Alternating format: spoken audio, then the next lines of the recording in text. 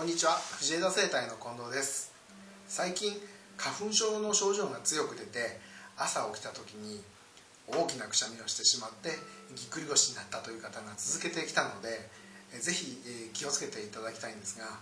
そのぎっくり腰になる状態っていうのが、体がもう筋肉系がですね、限界だよと悲鳴を上げているサインなので、そこまでこれを固くしないうちにケアをしていただきたいと思います。何か相談事があったらぜひ一度お電話ください。失礼します。